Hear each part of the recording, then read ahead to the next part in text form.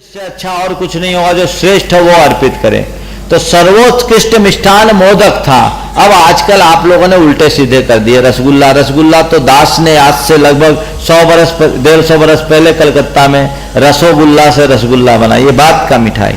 जो मोदक में दम है वो किसी में नहीं, इसलिए उत्कृष्टता की अपेक्षा भगवान के चरणों में वही चढ़ाया जाता है। नेक्स्ट। महाराज श्री नमस्तु। ये आज का सामाजिक परंपरा के ऊपर है। आजकल धार्मिक संस्कारवान लड़कियों की शादियां होती है, उसके बाद ससुराल में अगर उन्हें प्रताड़ित किया जाता है और लड़का भी उससे तलाक मांगे तो लड़की क्या करे? कृपया दिशा निर्देश दें। देखिए, ये प्रश्न बहुत ज्वलंत प्रश्न है। सबसे पहले तो विवाह करने से पूर्व इन बातों का विचार करना चाहिए। शास्त्रकार कहते हैं समान शील व्यसनेषु सख्यम। शील और संस्कार की जहां समानता होती वहीं मित्रता होती। विवाह कहां करे इसका विधान करते हुए शास्त्र कहता है कि समशील कृतोद समकूल शिलय कृतोद बाहो नेत्र गोत्र जय। समान शील और समान कुल वाले घरों में विवाह करना चाहिए और अपने से भिन्न गोत्री में। क्यों समान शील और समान कुल? इसलिए कि जब तक विचारों में समानता नहीं हो, आचार में समानता नहीं हो, तो मित्रता नहीं होगी। और आजकल आप लोग इन बातों को देखते नहीं। आजकल देखते हैं अच्छा जॉब और अच्छा पैकेज, और मामला गड़बड़ हो जाता है। तो उस गड़बड़ाने के कारण, उस मामले के गड़बड़ा जाने के कारण कई बार बहुत गड़बड़ियां हो जाती। मैं एक ऐसी लड़की की वेदना और व्यथा को देखा हूं जो एक बड़े धर्मात्मा परिवार से जुड़ी हुई थी। उनके दादाजी परदादाजी सब प्रतिमाधारी थे, साधु संतों की सेवा अनुरक्त है। उसकी शादी एक बड़े पैसे वाले संस्कारहीन परिवार में हो गई। अब उस संस्कारहीन परिवार में एकदम विरुद्ध विचारधारा, जहां लोगों को मंदिर जाने में भी आपत्ति हो। एक दिन उस लड़की ने मेरे से आकर कहा, महाराज मुझे कुछ मार्गदर्शन दे, मुझे तो ऐसा लगता है कि मेरा जीवन बर्बाद हो गया। इसकी जगह यदि मैं किसी गरीब लड़के के साथ ब्याही जाती तो ज्यादा सुखी होती। मुझे एक एक पल गंवाना मुश्किल होता है, आप मुझे कोई उपाय बताएं। अब मैं क्या बोलूं? समझा पूरे घर के बड़े बुजुर्ग, सास ससुर ननद और देवर जेठ सबके एक से हाल। मैंने केवल उससे एक बात पूछा कि देख, अब जो भी है तुम्हें अपने दम पर घर में परिवर्तन लाना होगा। चेलना के आदर्श को अपने जीवन में उतारो। चेलना को सैनिक ने छल पूर्वक ब्याहा था। बौद्ध होने के बाद भी अपने आप को जैनी बता करके विवाह किया, लेकिन चेलना थी। अपने धैर्य, साहस और सत प्रयत्नों के बल पर उसने बौद्ध सैनिक को भी प्रबुद्ध बनाकर जैन बना दिया और परिवर्तन कर लिया। अब हमने कहा तुम्हारे लिए अब कोई दूसरा रास्ता नहीं है, और व्यर्थ का अर्थ ध्यान मत करो। परिस्थिति प्रतिकूल है तो इसका समता से सामना करो। मैंने उससे 2 प्रश्न पूछा। मैंने कहा ये बताओ, तुम्हारा पति तुम्हें चाहता है? महाराज बेहद चाहता है। हमने कहा बहुत बड़ा पुण्य है तुम्हारा। तुम्हारे भावनाओं का सम्मान करता है? बोला हाँ महाराज सम्मान करता है, लेकिन धार्मिक मामले में हमसे और उनके बीच बड़ा डिफरेंस है।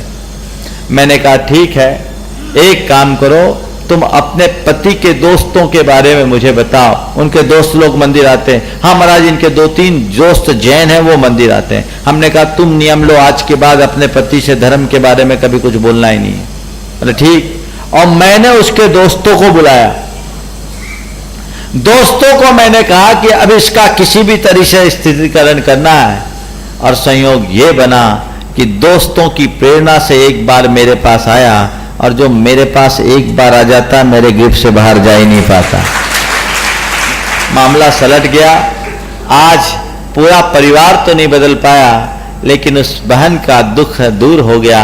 आज पति हमेशा उसके साथ चलता है, हम लोगों के पास आता भी रहता है, और जीवन की धारा बदली। लेकिन ये तो संयोगतः उस लड़की का पुण्य था। हम लोगों का समागम मिल गया और ये ऑपरेशन हो गया, पर ऐसा रिस्क मत लो। शादी विवाह करने के पहले ये देखो, आजकल एक बहुत बड़ी विकृतियां समाज में चालू हो गई, फैल रही है तेजी से। यहां उपस्थित सभा और जितने लोग चैनल के माध्यम से सुन रहे हैं उन सबको मैं कहना चाहता हूं, आजकल शादी विवाह करते समय एक अच्छे संस्कारित घर को लोग चुनने में थोड़ा संकोच करते हैं। अरे ये तो बहुत 16 वाला परिवार है, इनके यहां तो बड़े नियम कायदे हैं। संस्कारित परिवार में बच्ची देने के लिए 100 बार सोचते हैं और व्यभिचारी को बच्ची एक बार में दे देते हैं।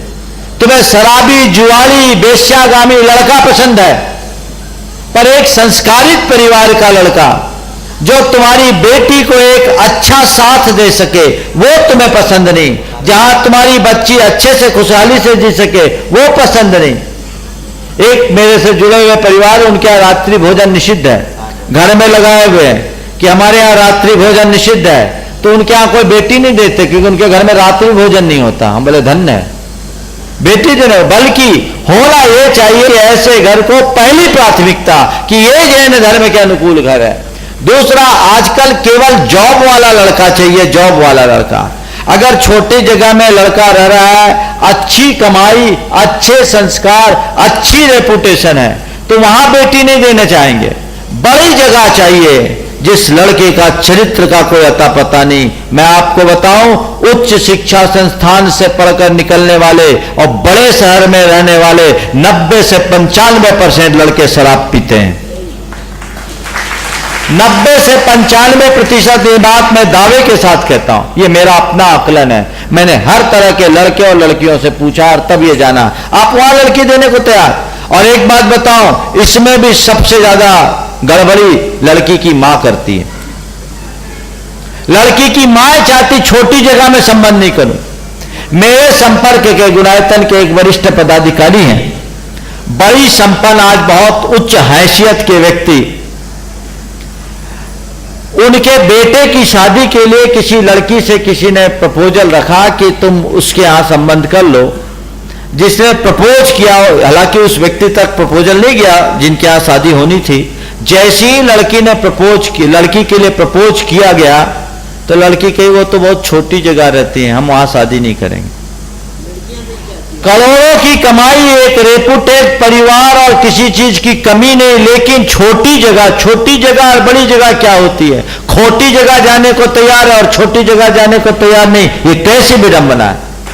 इससे समाज का क्या होगा? ये सोच बदलनी चाहिए, ये सोच बदलनी चाहिए। उद्देश्य क्या होना चाहिए? जीवन अच्छे से जी सके, सुखपूर्वक जी सके, संस्कारों की रक्षा करके जी सके, आपस में सामंजस्य और समरसता बनाकर जी सके, वैसी जगह संबंध करो। हमारे पुराणों में संबंध तय करने के लिए कुछ गुण देखने की बात की गई है। उसमें सबसे पहले कुल, फिर शील, फिर विद्या, फिर वय, फिर रूप, फिर धन। आजकल पैकेज सबसे पहले देखते हैं और कई तो झूठे पैकेज बता देते हैं बेवकूफ बनाने के लिए, और बाद में क्या होता है? ये कंसेप्ट बदलेगा। आजकल जो दाम्पत्य जीवन में कटता आ रही है उसके पीछे ये कारण है, ज्वाइंट फैमिली में कोई बच्ची नहीं देने चाहते हैं, जैसे नरक में भेज रहे हैं। क्या सोच? ऐसा अगर आप करेंगे तो ये समाज बहुत पतित होगा और वो पतन के रास्ते पे जा रहा है। इस पर समाज को बहुत गंभीरता से विचारने की जरूरत है। इसके बाद में तैयार रहेंगे प्रतिष्ठाचार्य हमारे शांतिलाल जी साहब आगर यहाँ पर हमारे शिविर में आए हैं। मोहन चंद्र टुंडा वो प्रसंग रखेंगे। हेलो, पूज्य गुरुवर, नमस्तु नमस्तु नमस्तु। गुरुदेव, मेरे मन में कई दिनों से शंका थी और अभी भी है कि निगोद और नरक से, जबकि वहां कोई संयम नहीं है, कोई निर्जर का कारण नहीं है, फिर भी निगोद और नरक से जीव निकल करके कैसे ऊपर आता है या नहीं आता है? गुरुदेव कृपया बताने का कष्ट करें। देखिए, आगम के हिसाब से होनहार एक बहुत बड़ी ताकत होती है। शास्त्र में ऐसा विधान है कि ऐसे भी जीव हैं जो अनादि से निगोद में, और निगोद को छोड़कर अन्य किसी पर्याय को प्राप्त नहीं किए। ऐसे अनादि निगोदिया जीव में से भी कुछ जीव अपनी होनहार की बलिहारी से निगोद से सीधे मनुष्य बनकर 8 वर्ष अंतर मुहूर्त में मुनि बनकर केवल ज्ञान प्राप्त कर सकते हैं और मोक्ष जा सकते हैं। भरत चक्रवर्ती के वर्धन कुमार आदि 923 पुत्रों के बारे में सठखंडागम के विधानानुसार सीधे निगोद से वो उस पर्याय को प्राप्त किए और मोक्ष को प्राप्त किए। नरक में भी जीव जाते हैं, वहां भी सम्यक्त का निमित्त है।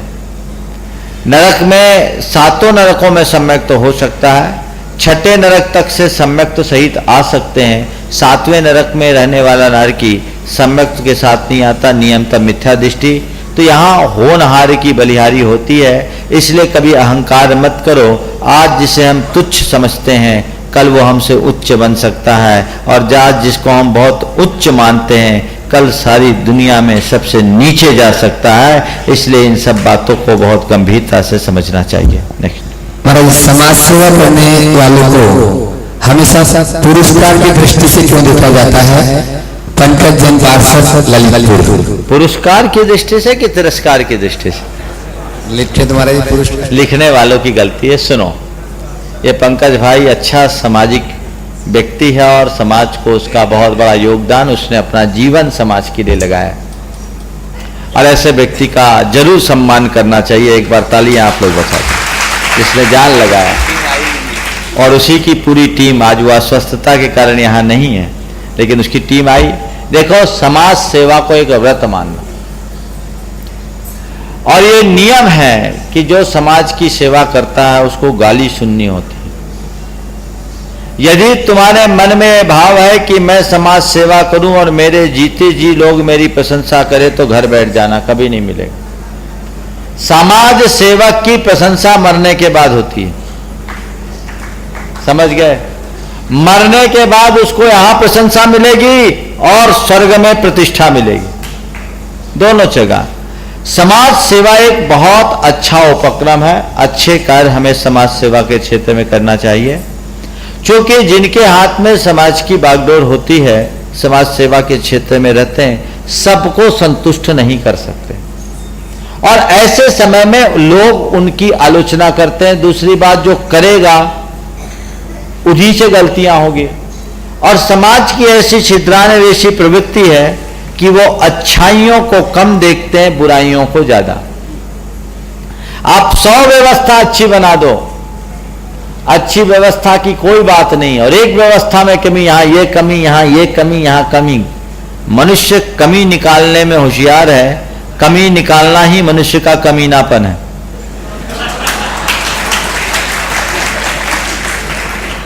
वो कमी निकालता, ये बड़ी नीचता है, इससे बचना चाहिए।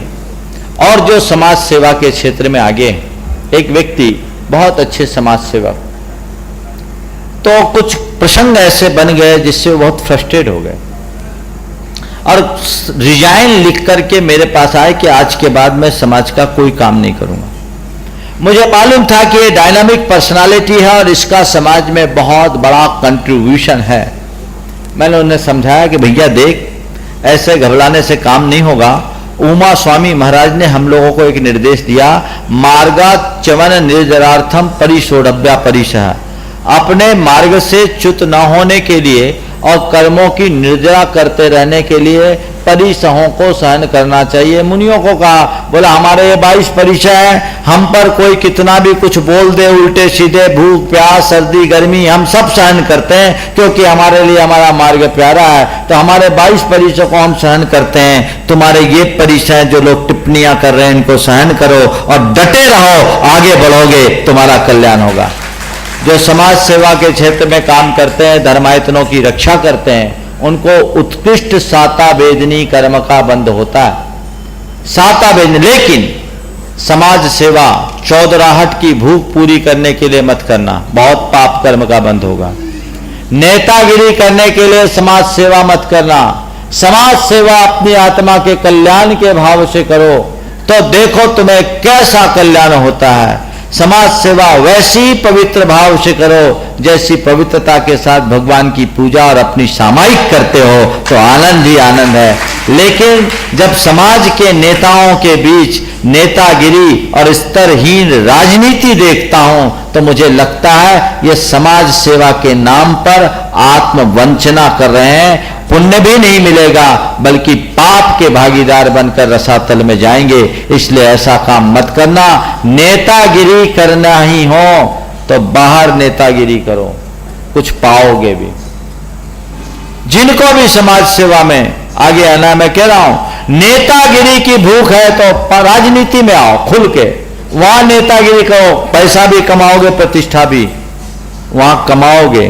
लेकिन समाज में यदि नेतागिरी की भूख पूरी करना चाहते हो तो समाज बढ़ती है, टूटती है, पाप कमाओगे। और क्या करके पाप कमाओगे? अपना समय लगाकर, अपनी शक्ति लगाकर, अपना पैसा लगाकर। क्या कमाए? पाप। ये घाटे का सौदा कभी मत करना। नेक्स्ट। अगला प्रश्न कर रही है तो उपवास की साधना में रहते हैं ऐसे डॉक्टर शोभा जैन विदिशा। नमोस्तु महर्षि, मेरे मन में एक विचार बहुत दिन से आ रहा है कि आजकल वास्तु का मकान बनाने में क्या महत्व है, क्योंकि वास्तु का भूत लोगों को लगा हुआ है और जिन लोगों के मकान वास्तु के हिसाब से नहीं बने हुए हैं वो तोड़ तोड़ कर उनको फिर से बना रहे हैं। इससे समय और धन। एक लाइन में उत्तर देता हूं, वास्तु को मानो, वास्तु का हवा मत मानो। क्या बोला? वास्तु को मानो, वास्तु का हवा मत मानो। वास्तु एक कारक है पर वास्तु ही सब कुछ नहीं। वास्तु शास्त्र का जो विज्ञान है वो चुंबकीय तरंगों के प्रवाह पर बना है। चुंबकीय तरंगों का प्रवाह होता है और उसका प्रवाह प्रभावित होता है, उससे हमारे जीवन में अंतर पड़ता है। कुछ रसायन बदलते हैं, वो रसायन हमारे कर्मों के रसायन को प्रभावित करते हैं और हमारे जीवन में परिवर्तन होता है। लेकिन कर्म का फल द्रव्य क्षेत्र काल भाव के आश्रय से होता है। आपने वास्तु की शुद्धि की, केवल क्षेत्र शुद्धि की, द्रव्य काल भाव तो है। इसलिए ज्यादा वास्तु पर मत सोचो। वास्तु के जितने भी प्राचीन ग्रंथ हैं मैंने उनका अध्ययन किया। सम्रांगन सूत्रधार, प्रसाद मंडन, शिल्प रत्नाकर, वास्तुसार प्रकरण, ये सारे ग्रंथों का मैंने जो मौलिक ग्रंथ है उनका अध्ययन किया। वास्तु के शास्त्रों में भी ये लिखा है कि यदि स्टार अनुकूल है तो वास्तु का दोष नहीं रहता। उसी घर में कोई खूब पनपा तो वास्तु दोष नहीं था, और कोई नुकसान हो गया कोई पीढ़ी को तो वास्तु दोष, ये समझ में नहीं आता। पुराने जमाने में गांव के सेंटर में तंग गलियों में धनपति लोग रहते थे और बाहरी हिस्से में शेड्यूल कास्ट। तंग गलियों की मकानों की वैल्यू ज्यादा थी और बाहर साइड की, रोड साइड की वैल्यू कम। क्यों? आतताई आक्रमणकारियों से बचने के लिए उस काल में ऐसी व्यवस्था की जाती थी कि वो अंदर रहे। बाहर वाला अनसिक्योर्ड रहता था, भीतर वाला सिक्योर्ड रहता था। समय बदला, अब तंग गलियों का भाव खत्म और का मकान का जमीन की कीमत आसमान छूने लगी। क्या वास्तु आया? इसलिए साल में इतना ही बोलता हूं कि वास्तु के विषय में उतना ही मानो जितना मानना है। नया निर्माण करो तो यथासंभव वास्तु का ध्यान रखो, और पुराने को, वास्तु को तब तक मत दिखाओ जब तक पूरा मिटा करके बनाने की तुम्हारी अनुकूलता ना हो। शल्य मत रखो। मैंने वास्तु शास्त्र का अध्ययन किया। 1992 में मैं वास्तु पर एक किताब लिख रहा था, जब वास्तु का उतना चलन नहीं था, और काफी कुछ लिख भी लिया। लेकिन मैंने देखा कि किसी के घर जाऊं तो उसका ध्यान, जब नया नया पड़ता है तो प्रयोग करने की बात आती है। अरे इसका किचन गलत है, इसका सीढ़ी गलत है, इसकी बैठक गलत है, मन में विकल्प आने लगे। बताता तो नहीं था, लेकिन एक दो लोगों को मैंने बता दिया। एक का घर मंदिर के ठीक सामने था, द्वार से द्वार मिलता था, और मेरे मुंह से निकला तुम्हारे घर कोई बीमार तो नहीं रहता? बोले महाराज कोई ना कोई बीमार बना ही रहता है। हमने कहा ये दरवाजा उसमें बाधक है, इसको हटा दो तो ठीक हो जाएगा। कंडीशन ये दरवाजा आज तक नहीं हटा सका, हटाने की अनुकूलता ही नहीं है, घर गिराना पड़ेगा। अब शल्य महाराज ने कहा था कि वास्तु की शुद्धि कर लो तो ठीक, मैंने उसी दिन प्रतिज्ञा ली कि आज के बाद किसी के घर के वास्तु का विमर्श दूंगा ही नहीं, क्योंकि ये मेरी भूमिका से बाहर का काम है। अगर किसी को करना है तो वास्तुविद को बुलाओ, 1000-2000 उसको फीस दो और अपना काम कराओ। तो ये कहने का तात्पर्य ये लौकिक विद्या उसको उतना ही महत्व देना चाहिए जितना अपेक्षित है, ज्यादा महत्व देने की आवश्यकता नहीं है। मेरे संपर्क में एक बहुत बड़े वास्तुविद है आर पच्चीकर, गोंदिया के। वो घर के दरवाजे पर पांव रखते ही ये बता सकते हैं कि इस आदमी के घर की हालत क्या है। उनके बारे में मुझे बताया, महाराज ये सारी दुनिया का वास्तु सुधारते, इनके घर की वास्तु की स्थिति खराब है। उनकी 2 बेटियां 6 फुट 5 इंच 6 फुट 4 इंच की, 2 बेटे थे, दोनों बेटे भी वेल सेटल्ड नहीं थे। जब बोला गया तो पच्चीकर साहब ने ऐसे अपने सिर पर हाथ रखते हुए कहा, महाराज इसको मानते हो? बोले हाँ मानता हूं। बोले इसके आगे कोई वास्तु काम नहीं करता। इसलिए वास्तविकता को जो समझता है उसको वास्तु का भूत परेशान नहीं करता। नेक्स्ट, खत्म टाइम। महाराज ये 4-5 दिन से प्रश्न है और बहुत लोग रोके हैं। समय कितना बाकी? महाराज श्री मेरे पास में 40 साल से मूर्तियां हैं, यंत्र हैं, क्या मैं उन्हें घर में रख सकता हूं या विसर्जित कर सकता हूं? देखिए, मूर्तियां यदि प्रतिष्ठित है और आप घर में शुद्धि पूर्वक पूजा अर्चा कर रहे हैं तो विसर्जित करने की जरूरत नहीं है। प्रतिष्ठित मूर्तियां ऐसे विसर्जित नहीं की जाती, और अप्रतिष्ठित मूर्तियां अगर आपके घर में हैं तो उनको घर पे रखना ठीक नहीं है, क्योंकि शंकर की प्रतिमाएं खेल खिलौने या शोकेस में रखने की वस्तु नहीं है। उनको आप विसर्जित कर दें, और यदि शुद्ध है तो कोई किसी तरह की बाधा नहीं, आप पूजा अर्चा करें। और घर में शुद्धता का निर्वाह नहीं हो सकता तो आसपास के किसी मंदिर जी में वहाँ की समिति से परामर्श करके आप उसे रख सकते हैं, वहाँ मंदिर में विराजमान कर सकते हैं। नेक्स्ट, खत्म करो। जो दान राशि मंदिर व धर्मशाला के लिए बैंकों में जमा होती है उसका तो दूसरा अल्टरनेट है अहमदाबाद से संजू जैन। बैंकों में दान राशि आप जमा करते हैं तो सूक्ष्म दोष लगता है, क्योंकि बैंक फाइनेंस करती है पोल्ट्री को, बैंक फाइनेंस करती है बूचर खाने को, स्लाटर हाउसेस को, शराब की कंपनियों को, चमड़ा के उद्योग वालों को, और उनका इंटरेस्ट आपको देती है। तो वो आप कहीं ना कहीं तो उसके भागीदार हैं ही। लेकिन अगर आपको दूसरा अल्टरनेट है तो क्या है? अभी मेरे संपर्क में एक सज्जन आए हैं, एक ट्रस्टी बने हैं, विजय भाई साड़ी केंद्र वाले जबलपुर के। उन्होंने बहुत अच्छा आइडिया दिया, मुझे अच्छा लगा इसलिए उदाहरण दे रहा हूँ कि उनने भेड़ा घाट के मंदिर में एक प्रतिमा विराजमान करने का संकल्प लिया और बोला, महाराज जी मैंने उसी दिन एक प्लाट खरीद लिया, रुपया प्लाट में इन्वेस्ट कर दिया और ये तय किया कि जब भी मंदिर के लिए मुझे रुपया देना होगा ये प्लाट बेचूंगा, मेरा रुपया चला जाएगा ब्याज समेत। तो ये एक पद्धति है, पर यदि प्रैक्टिकल हो तो आप ऐसा करें। आज के समय में नॉन बैंकिंग इन्वेस्टमेंट में सिक्योरिटी नहीं है, इसलिए अल्टरनेट कुछ नहीं दिखता। इसी कारण आचार्य श्री अहिंसा बैंक बनाने की प्रेरणा देते हैं, आप उसको देख करके काम कर सकते हैं। बस खत्म, समय हो गया। गुरुवर के चरणों में शत शत नमन। एक करियर काउंसलर होने के नाते मेरा एक प्रश्न है कि गुरुवर, शिक्षा का उद्देश्य महज नौकरी पाना तो नहीं है। शिक्षा वास्तव में क्या है और वास्तव में पेरेंट्स को अपने बच्चों को किस तरह से शिक्षित करना चाहिए? इस शिक्षा में स्कूल अथवा कॉलेज या डिग्री के अलावा मंदिर, मुनि महाराज, आहार, इन सब का क्या योगदान होना चाहिए और कैसे समग्र शिक्षा हम अपने बच्चों को प्रदान कर सकते हैं? बहुत ही ज्वलंत प्रश्न पूछा है रितेश भाई ने, और ये इस दिशा में काफ़ी काम भी कर रहे हैं। वस्तुतः समाज को दिशा दर्शन की जरूरत है। भारतीय परंपरा में शिक्षा का बहुत महत्व रहा है, युग के आदि से शिक्षा का प्रवर्तन रहा है।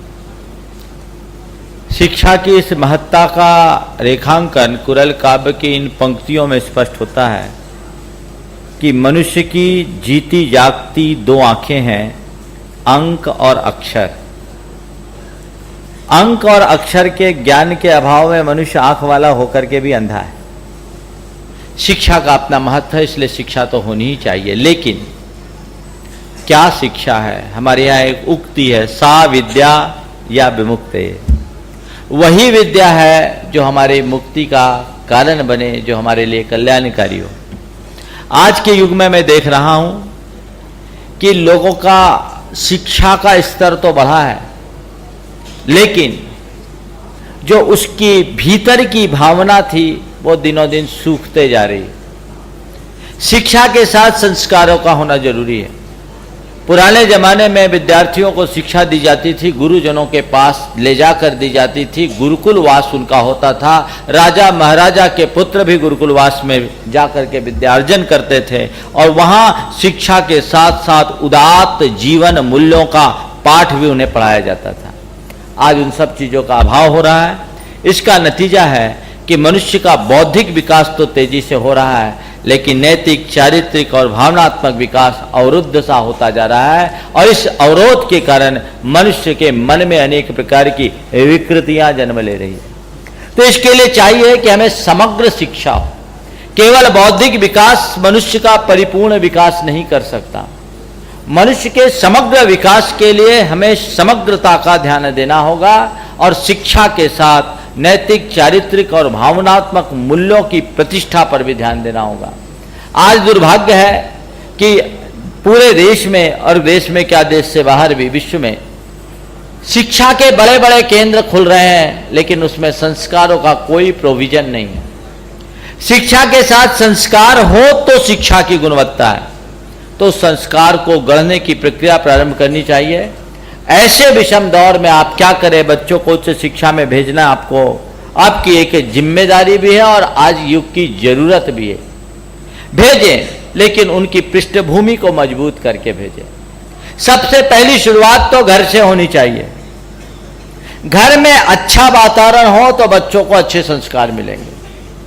आजकल मैं देखता हूं माँ बाप अपने बच्चों को स्कूल और उनकी अन्य शिक्षाओं के प्रति जितना ज्यादा तत्परता दिखाते हैं, उतनी तत्परता या वैसी तत्परता उनके धार्मिक और नैतिक जागरूकता के विषय में नहीं करते हैं। चाहिए कि घर में उसकी शुरुआत करें। प्रारंभ से बच्चों को साधु संतों से जोड़कर रखें। कई बार पेरेंट्स बोलते हैं कि आज हमारे बच्चे नहीं मान रहे, बहुत सारी गड़बड़ियां होती है, बच्चे नहीं मानते। बच्चे क्यों नहीं मानते? क्योंकि आपने बच्चों को हमारे संस्कारों और सदाचारों का पाठ पढ़ाया ही नहीं।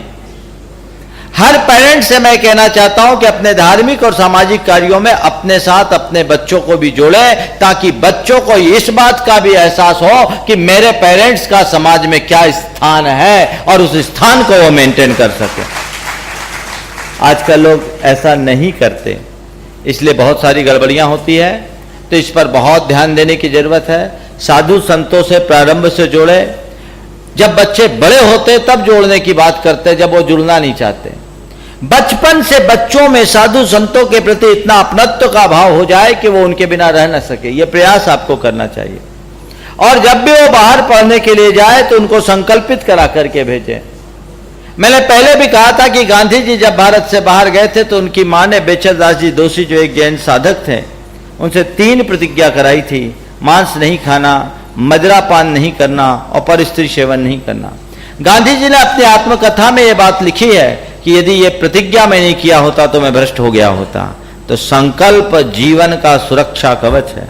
उन्हें संकल्पित कराएं और शिक्षा अच्छे से दिलाएं और शिक्षा संपूर्ण होने के उपरांत 1 माह तक युगानुरूप धर्म की व्याख्या करने वाले गुरुओं के सानिध्य में लाएं और उनका एक वर्कशॉप कराएं, ताकि वे आध्यात्मिक रूप से प्रौढ़ हो सके, परिपक्व हो सके और अपने गार्हस्थ्यक जीवन को सुखपूर्वक जी सके। तो ये सारे के सारे कार्य हो सकते हैं। नट सेल में मैं इतना ही पर्याप्त समझता हूं। नेक्स्ट डॉक्टर पीसी पाटनी साहब, एलोरा, महाराष्ट्र। टाइम नहीं, फटाफट सीधे डायरेक्ट आए और प्रश्न करें केवल। नमस्ते महाराज जी, मेरा एक प्रश्न है। आजकल ज्वलंत समस्या यह है, अपने यहाँ अतिशय क्षेत्र और सिद्ध क्षेत्र दोनों ही होते हैं। अतिशय क्षेत्रों का ज्यादा उत्थान होता है और सिद्ध क्षेत्रों का कम होता है, ऐसे इसमें अपने भगवान न तो कुछ देते हैं लेते हैं, अपने भगवान वितरागी सर्वज्ञ हितोपदेशी रहते हैं। ऐसे इसमें हमें सब समाज को मार्गदर्शन करे कि सिद्ध क्षेत्रों का ज्यादा महत्व रहता है, अतिशय क्षेत्रों का नहीं। लेकिन इसके बारे में अब थोड़ा विस्तृत से समझ। देखिए, सिद्ध क्षेत्र अतिशय क्षेत्र दोनों हमारे पूजनीय क्षेत्र हैं और जो भी पूज्य आयतन है हमारी दृष्टि से समान महत्ता है, लेकिन ये महत्ता केवल उनके हृदय में होती है जो देव शास्त्र गुरु का सच्चा श्रद्धानी होता है और देव शास्त्र गुरु के स्वरूप को जानता है। वो अतिशय क्षेत्र सिद्ध क्षेत्र की बात तो जाने दीजिए, नित्य प्रति जिस मंदिर में दर्शन करने जाता है वहां भी उसके अंदर की वही भावना प्रकट होती है, क्योंकि वो भगवान के स्वरूप को जानता है। और उस स्वरूप बोध के साथ जब आप भक्ति करते तब आपका कल्याण होता है। ये जो आपने बोला कि अतिशय क्षेत्रों में भीड़ होती है, वो भीड़ सम्यक श्रद्धानियों की कम, भौतिक आकांक्षाओं से ग्रसित लोभियों और मूढ़ों की ज्यादा होती है। इन मूढ़ लोगों की भीड़ से हमें ज्यादा आश्चर्यचकित या विस्मित होने की आवश्यकता नहीं है, वो उनका अज्ञान है। भगवान के चरणों में तुम क्यों आते हो, ये तुम्हारे दृष्टि में रहे तो ये कभी प्रश्न ही नहीं उठेगा। जो भगवान के स्वरूप को जानता है और भगवान की आराधना की प्रयोजन को समझता है, उसके लिए तो भगवान के अतिशय वो अतिशय नहीं दिखते, उसे भगवान के 34 अतिशय दिखते हैं जो सभी तीर्थंकरों में समान रूप से। बंधुआ, एक बात मैं कहता हूं, कुछ लोग हैं जो चमत्कार को नमस्कार करते हैं, ये भ्रांत धारणा है। सच्चाई ये है कि नमस्कार में चमत्कार है।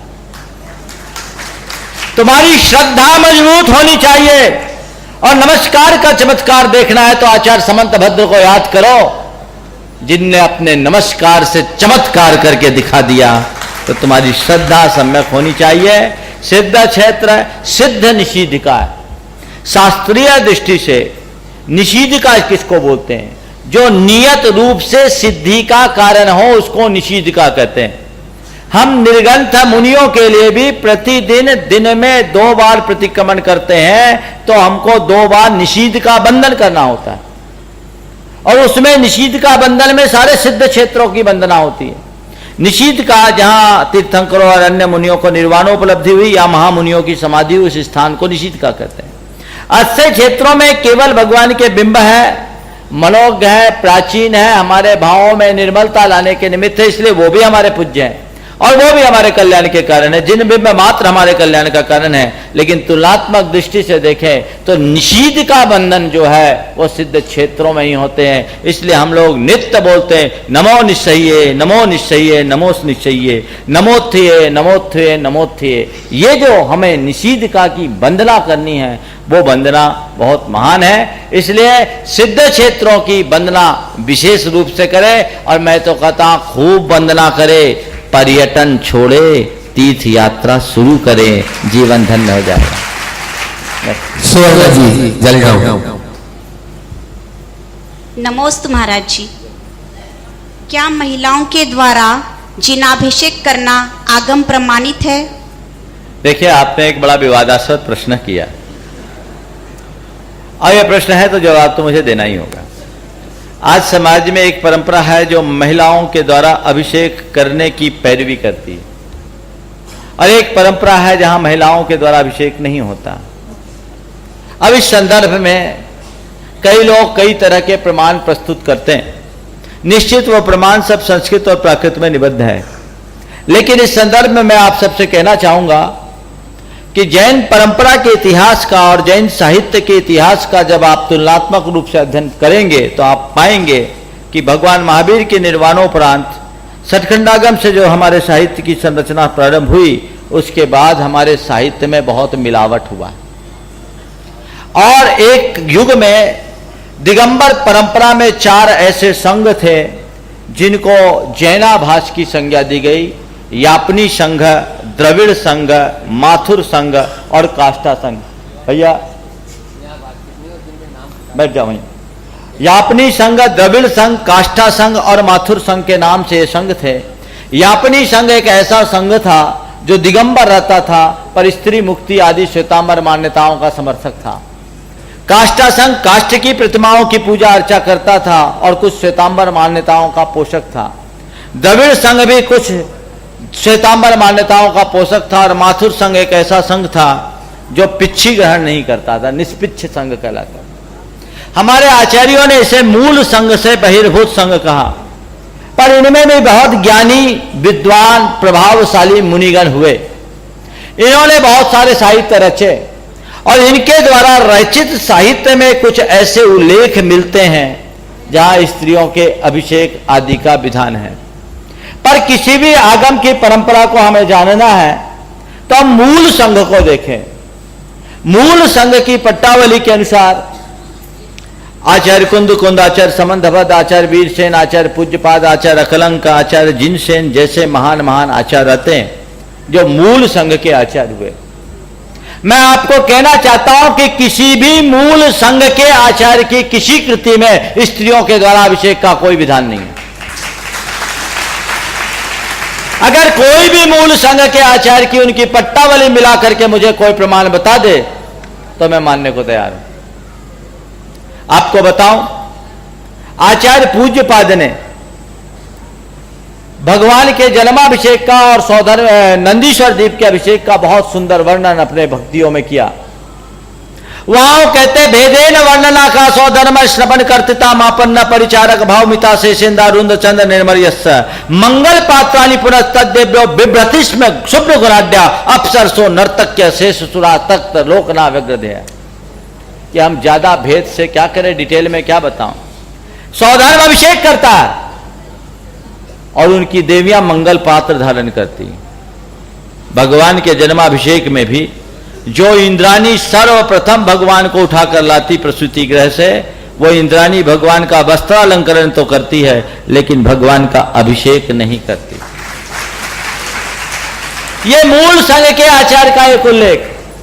आदि पुराण को पलट करके देखो, जब भगवान के जन्माभिषेक का वर्णन आया, आचार्य जिनसेन आदि पुराण के कर्ता मूल संघ के आचार्य हैं, उन्होंने जब अभिषेक का विधान किया तो सौधर्म इंद्र और ईशान इंद्र ने अभिषेक किया। उसके बाद सैकड़ों हजारों इंद्रों से अभिषेक करा दिया, इंद्राणियों से अभिषेक नहीं कराया। यह मूल संघ की परिपाटी है।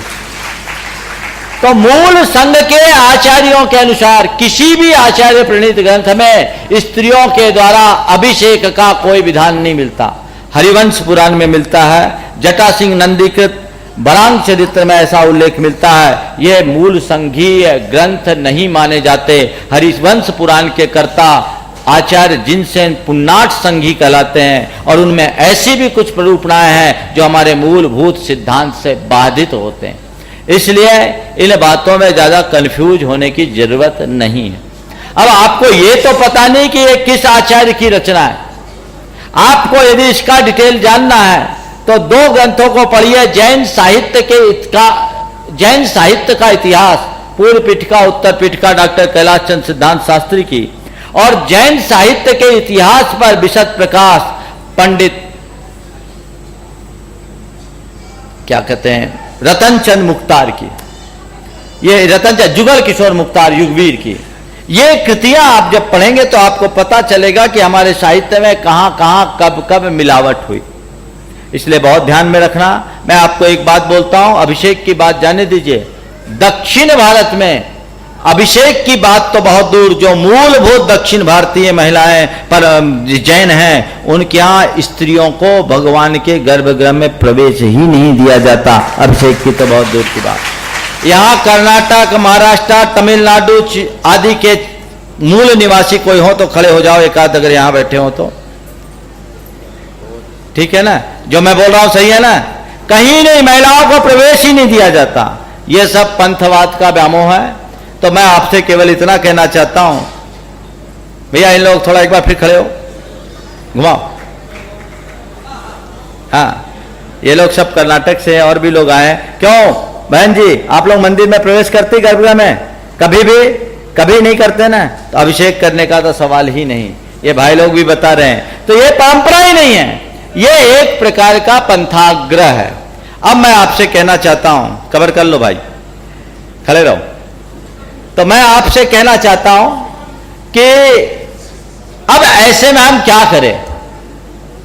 बंधुओं, एक बात मैं पंथों के मामले में बड़ी विनम्रता से आप सबसे कहना चाहता हूं।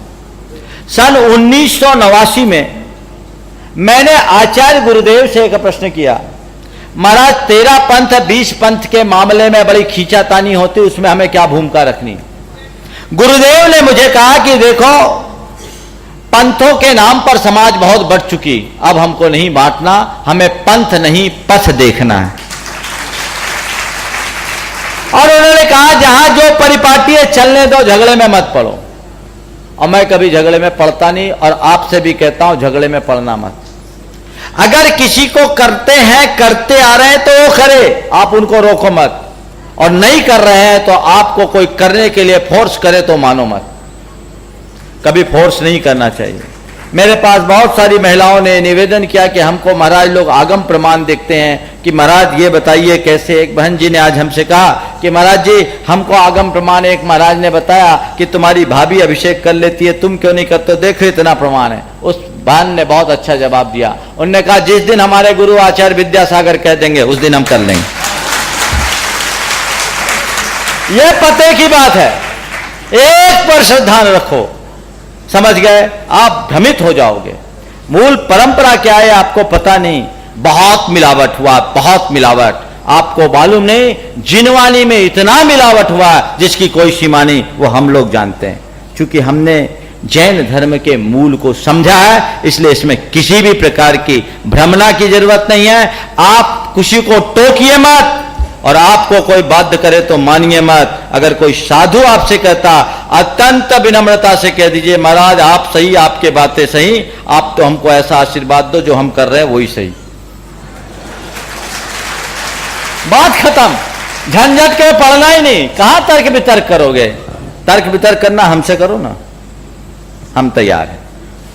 लेट अस गो। चल महाराज जी, घर से मंदिर करीब 15 किलोमीटर दूर है, रोज नहीं जा सकते। घर में भक्तामृत जी का यंत्र है, क्या उसके सामने बैठकर पूजा स्वाध्याय कर सकते हैं? विकास जैन, पूना से पूछा है। देखो, मंदिर 15 किलोमीटर दूर है तो निश्चित मैं मानता हूं प्रैक्टिकली मंदिर जाना संभव नहीं है।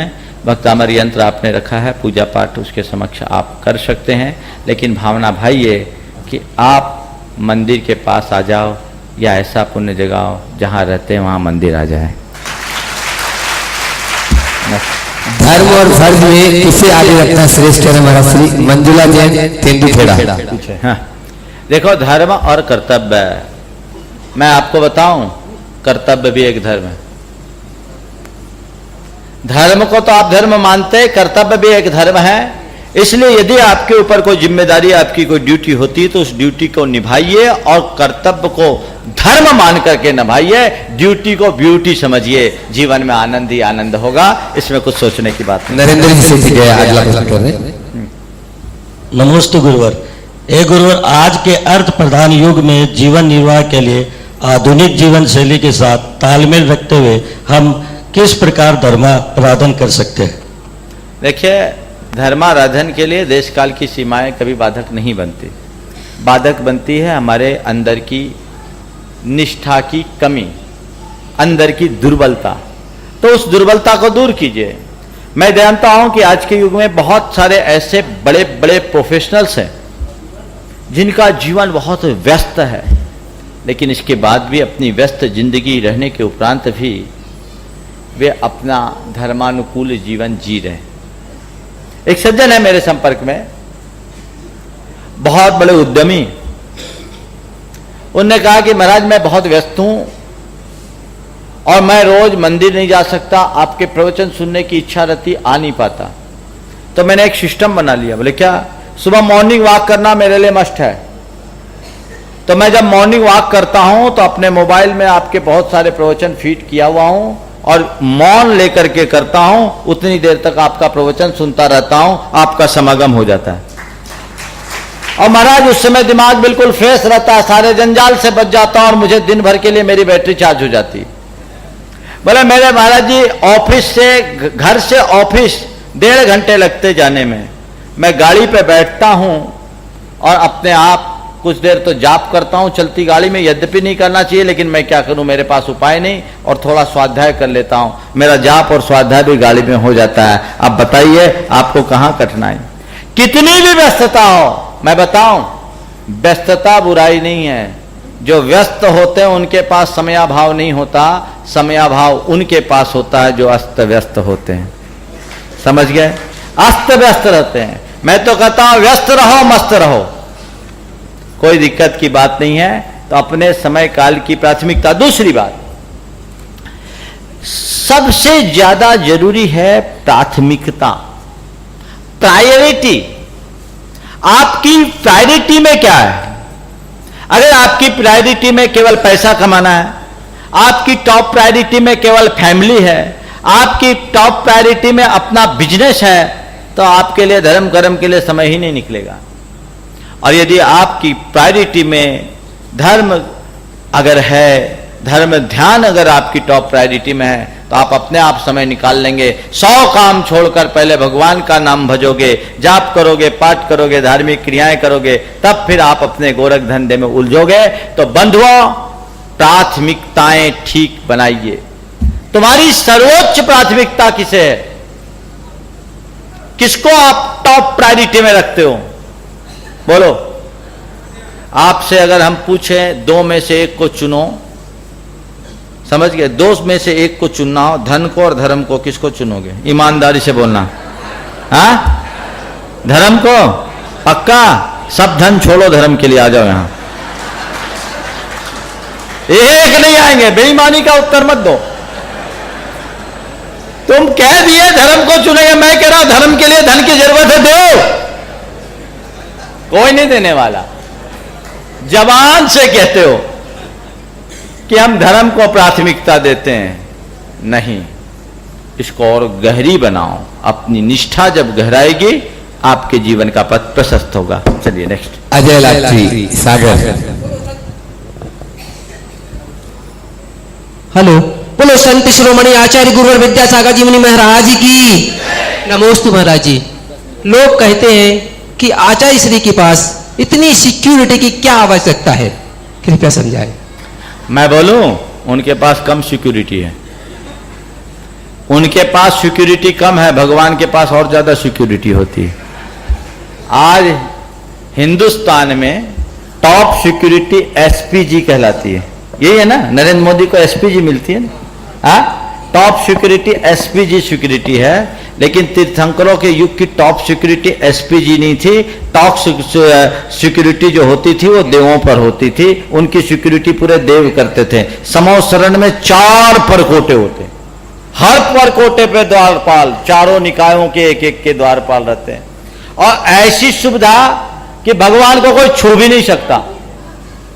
समझ गए? देखिए भाई, आचार्य श्री एक बड़े महान संत हैं, और उनका वरद हस्त समाज पर सदैव बने रहना चाहिए। वो एक सेलिब्रिटी हो गए, सेलिब्रिटियों से भी बड़े। अब हर कोई उनके चरण छूना चाहे तो उनका क्या होगा? हर कोई उनसे बात करना चाहे तो क्या है? प्रैक्टिकल है? कतई प्रैक्टिकल नहीं।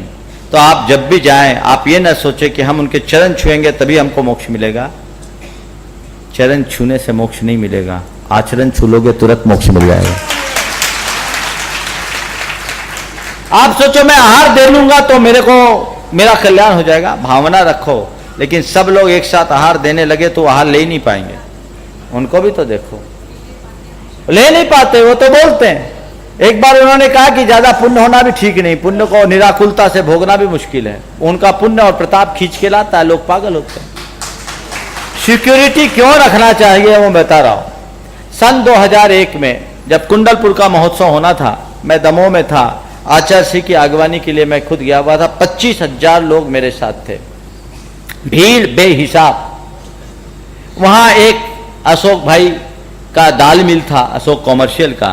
तो मैंने आचार्य श्री से निवेदन किया कि महाराज श्री आप 10 मिनट मील में बैठें, यहाँ भीड़ को नियंत्रित करें, फिर इस प्रोसेशन के साथ चलेंगे, नहीं तो सिस्टम सब बिगड़ जाएगा और कंट्रोल से बाहर हो जाएगा। मैं आचार्य श्री को ले जा रहा था, एक युवक ने मेरे बाह में इतनी जोर का धक्का दिया कि 15 रोज तक मेरी बाह दुखते रही। तब मैंने गुरुदेव से कहा, गुरुदेव अब आपकी व्यवस्था, पुलिस फोर्स सब, पूरा दमोह शहर पागल। तो हमने कहा महाराज जी अब आपकी व्यवस्था मानवों के बस की नहीं रही, देवताओं को बुलाना पड़ेगा। इसलिए आप सबसे मैं कहना चाहता हूं, इन बातों को कभी अदरवाइज मत लें। आप दूर बैठ करके भी उनको प्रणाम कर ले, आपको उनका आशीर्वाद मिल जाएगा। वो रोज प्रवचन में बैठते हैं, रोज आचार्य भक्ति 2 टाइम की होती है, सबको जी भर के दर्शन मिलता है, आपकी नजर से नजर मिल जाती है। आप अपना, अब पूजा में रोज 10 मिनट का वक्तव्य होता है, आप क्या करेंगे? हर व्यक्ति यदि ऐसा चाहे तो ये प्रैक्टिकल नहीं। कई बार तो आचार्य श्री गिर गए, एक बार गिरने से उनका हेयरलाइन फ्रैक्चर हुआ इस दर्शन की भीड़ में। आप लोगों को भी बोलता हूं, नमस्कार करने का एक अनुशासन होता है। सड़क चलते मुनि के पांव कभी मत पकड़िए। आप लोग सब भूल जाते, गिरा दोगे तुम अपने नमस्तु के चक्कर में, फिर क्या हो गया? हमारे हाथ पांव टूट गए तो फिर क्या होगा? प्रवचन कौन सुनाएगा? सब गड़बड़ हो जाएगा। इसलिए दूर से प्रणाम करो, कभी भी नहीं छूना चाहिए। साधु निकल रहे हैं, दूर से प्रणाम कर लो, जब वो अपने आसन पर बैठे तब प्रणाम करो। तो लोग अपने नाखून लगा देते हैं और परेशानियां हो जाती है। तो हर व्यक्ति की अपनी एक लिमिट होती है, और 24 घंटे वो आपको ही दर्शन देते रहे तो अपना क्या करेंगे? साधु साधक होता है, प्रदर्शन की वस्तु नहीं। आपको क्या बताऊं, उनकी बात तो बहुत दूर की, वो तो बहुत बड़े महान हैं। कई बार तो मैं परेशान हो जाता हूं और सोचता हूं क्या मेरा पूरा समय इन्हीं लोगों के लिए जाएगा?